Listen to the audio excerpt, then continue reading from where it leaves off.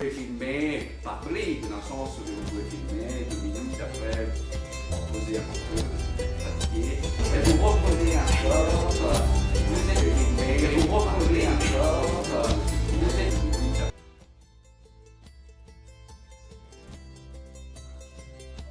Qu'est-ce que ça veut dire artistocratie? L'artistocratie lapsuyale, on peut déjà voir un détail, justement, de cette image-là. L'artistocratie, d'où ça vient? D'abord, le terme artistocratie lapsuyale, qu'est-ce qu'il révèle? Révèle le possible, révèle ce possible comme action d'un pas qui va arriver. Ce pas qui va arriver, justement, dénote, merci beaucoup, ce pas qui va arriver dénote la possibilité de s'avancer.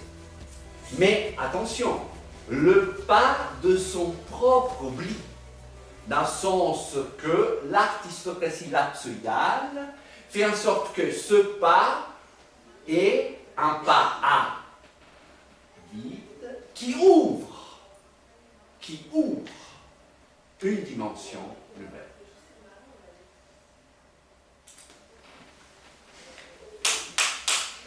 Comme vous pouvez remarquer dans le mouvement, ce mouvement-là, c'est justement le pas lapsoïdal qui ouvre une dimension nouvelle qui, évidemment, va arriver.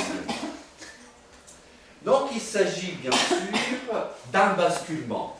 Mais ce basculement, c'est un basculement entre deux termes, c'est-à-dire entre le terme art, bien sûr, et entre le terme artiste.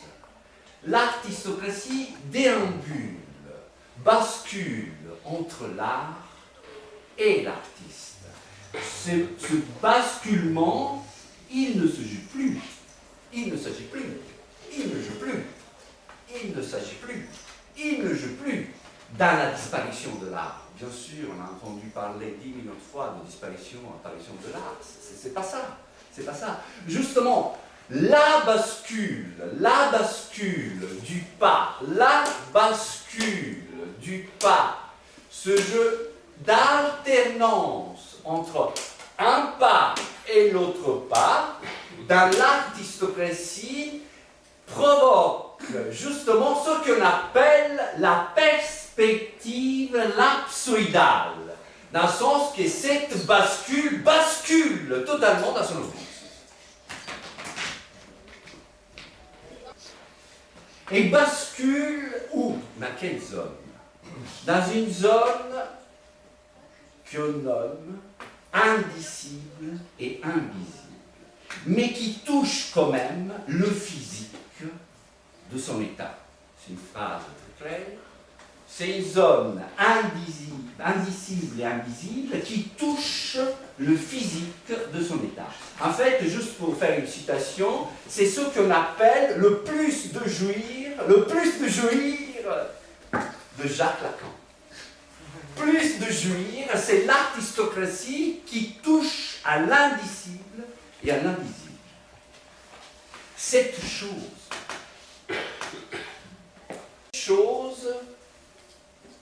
déambule comme une action, comme une sorte de paysage, une dynamique de passage, là où le pas s'installe dans l'Y du sage, paysage. Donc l'artistocratie, en fait, c'est quoi? C'est le point de fuite de l'art et de l'artiste. C'est le lapsus révélateur d'une zone fantasmagorique. C'est ça. Le point de fuite de l'art et de l'artiste. L'artistocratie, c'est déjà un rapport qui n'a pas son nom, un rapport qui n'a pas son geste, un rapport qui n'a pas son écho, un rapport qui n'a pas son corps, parce que c'est la bascule. On peut voir l'image. C'est la bascule du geste, de l'écho du geste, de l'écho du corps. C'est l'alternance du lapsus du pas à vide, la chute, bien évidemment, du jeu entre l'art et l'artiste. Il ne s'agit plus, comme on dit souvent, de créer une sorte de démocratisation de l'art. On est bien très loin. Ici, on n'est pas dans ce schéma de démocratisation de l'art. Ici, on veut même rentrer dans une zone où la chose est presque quelque chose qu'on ne peut plus nommer art, ni artiste. On n'est pas non plus dans une zone de mort de l'art. On a entendu souvent parler de la mort de l'art, le dernier tableau, le dernier artiste. Non, ici on veut basculer justement dans une zone d'intime, du possible, où justement on voit la fuite de l'alternance entre l'art et l'artiste. Mais pourquoi l'absurdal? C'est ce moment-là. Voilà. Pourquoi l'absurdal? Voilà. L'absurdal, parce que c'est l'union de lapsus et ellipsoïdal. Lapsus et ellipsoïdal, ça fait l'absurdal. Mais l'absurdal, c'est pas un jeu de mots, comme je pense, c'est un beau jeu de mots. Hein. L'absurdal, non, pas du tout. L'absurdal, en fait, c'est le lapsus de l'ellipse. Mais si nous, on va creuser un petit peu qu'est-ce que c'est cette ellipse, c'est justement un manque. C'est quelque chose qui glisse. L'absurdal, c'est le lapsus du plein qui glisse. L'absurdal, c'est justement cette perspective qui glisse dans un pas qui est à vide. À vide, donc l'abside. L'abside. Et là, je fais à nouveau un clin d'œil à l'abside. L'abside, c'est la révélation de la chose indicible et invisible à travers la bascule de l'oubli du pas, lapsus du pas, lapsus du vide, lapsus du pas à vide.